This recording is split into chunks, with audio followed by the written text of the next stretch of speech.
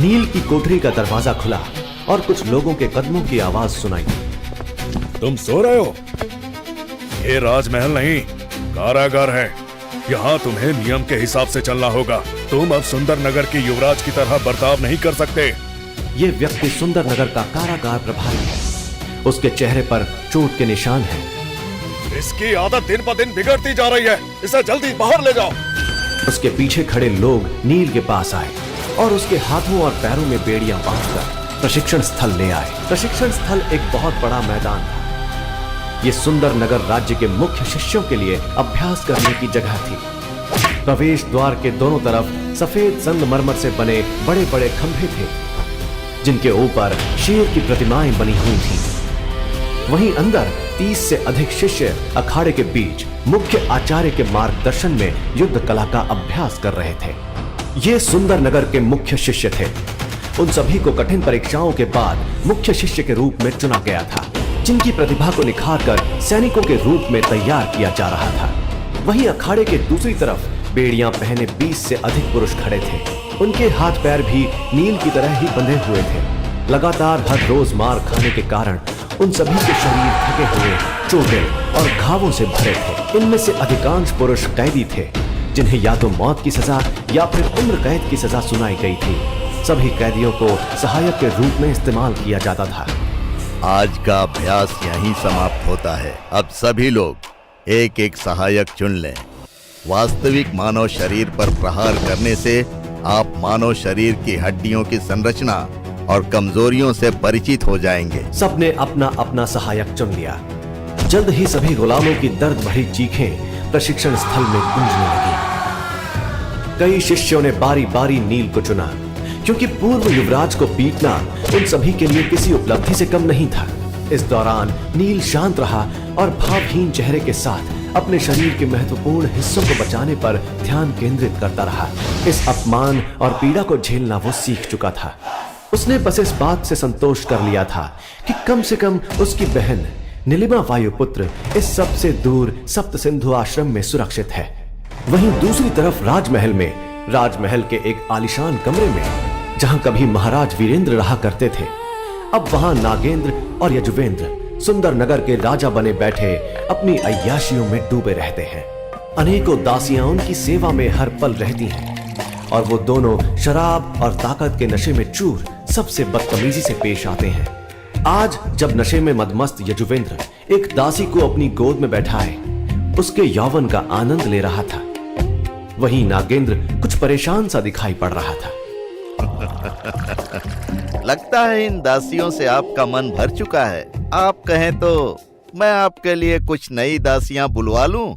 एकांत। नागेंद्र का आदेश पाकर सभी दासियां वहां से चली गईं। ये देखकर यजुवेंद्र ने फिक्र जाहिर करते हुए पूछा, आखिर बात क्या है भाई साहब?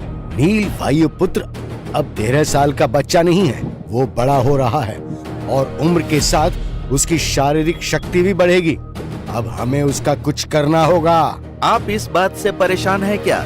वो एक गुलाम है। वो पिछले 3 साल से इतनी मार खा चुका है कि उसके शरीर में लड़ने की शक्ति होना तो दूर, उसके शरीर में आत्मा को पकड़ रखने की भी शक्ति नहीं होगी। आप बेफिक्र रहिए। और नीलिमा, वो सप्त सिंधु आश्रम में महायोद्धा बनने की कगार पर होगी।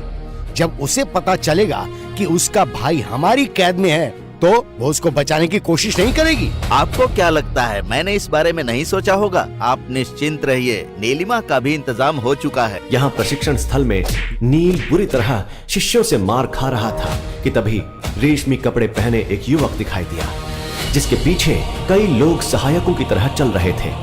युवराज आ गए। प्रशिक्षण स्थल पर मौजूद शिष्यों ने अपना अभ्यास रोक दिया और उस युवक की चापलूसी करने में लग गए। युवराज, आखिरकार आप साधना से बाहर आ गए। आप काफी ऊर्जावान और तरोताजा दिख रहे हैं। लगता है आपने खुद को काफी मजबूत बना लिया है। हमारे युवराज बहुत प्रतिभाशाली है। ये हमारे सुंदर नगर की शान है। मुझे यकीन है कि इन्होंने अपना स्वाधिष्ठान चक्र जागृत कर लिया है और वीर योद्धा बन गए हैं। नील की नजर रेशमी कपड़े पहने उस लड़के पर पड़ी तो उसके भीतर क्रोध की एक ज्वाला भड़क उठी। ये तथाकथित युवराज देवदत्त वायुपुत्र है, जो नील के पिता के सौतेले भाई नागेंद्र का सबसे बड़ा बेटा है। और नील की ही उम्र का है। नील को गुलाम बनाए जाने के बाद देवदत्त वायुपुत्र को नील की जगह सुंदर नगर का युवराज बना दिया गया था।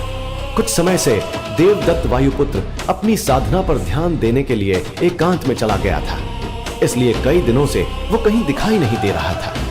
देवदत्त को महसूस हुआ कि कोई पैनी नजर से उसे देख रहा है। वो अपने चेहरे पर एक मुस्कान लेकर नील के पास आया और उसका मजाक उड़ाते हुए बोला, इतने लंबे समय के बाद भी तुम्हें जीवित देखकर मुझे आश्चर्य हो रहा है। सच कहा, मैं अभी तक मरा नहीं हूँ। नील का जवाब सुनकर कई शिष्य नील पर बरस पड़े। युवराज से इस लहजे में बात करने की तुम्हारी हिम्मत कैसे हुई? तुम सिर्फ एक गुलाम हो। तुरंत नीचे झुककर युवराज से माफी मांगो, वरना आज तुम्हें अपने पैदा होने पर भी पछतावा होगा। देवदत्त वायुपुत्र ने सभी को चुप होने का इशारा किया और फिर एक अभिमानी मुस्कान के साथ पूछा, नील, क्या तुम जानते हो कि मैं एकांतवास में क्यों गया था? नील ने कोई जवाब नहीं दिया। देवदत्त ने अपनी बाजुओं पर हाथ फेरते हुए बड़ी हैरत के साथ कहा, भृगु ऋषि द्वारा भेंट की हुई गोली वास्तव में असाधारण है। उसमें मौजूद दिव्य ऊर्जा ने मेरे शरीर को पूरी तरह से शुद्ध कर दिया, जिससे मुझे ऐसा महसूस हो रहा है मानो मेरा पुनर्जन्म हो गया है। उसकी सहायता से मैंने अपने दूसरे कुंडलिनी चक्र की शक्ति को जागृत कर लिया है। अभी तो मेरे शरीर में उसकी 80% ऊर्जा बाकी है। उसकी पूरी ऊर्जा इस्तेमाल करने के बाद मैं बहुत ही जल्द विशुद्ध चक्र जागृत करके महावीर योद्धा बन जाऊंगा। भृगु ऋषि के आशीर्वाद वाली दिव्य औषधीय गोलियां? ऐसा कहा जाता है कि उन गोलियों को एक गोपनीय स्थान पर छिपाया गया था। पूर्वजों द्वारा निर्धारित नियमों के अनुसार राज परिवार में 14 वर्ष की आयु से पहले स्वाधिष्ठान चक्र जागृत करने वाले सदस्य को ही ये गोलियां दी जाएंगी, लेकिन किसी ने भी अभी तक ये उपलब्धि हासिल नहीं की थी। इस प्रकार पिछले 1200 वर्षों में वो दिव्य औषधीय गोलियां किसी को भी नहीं दी गई थीं।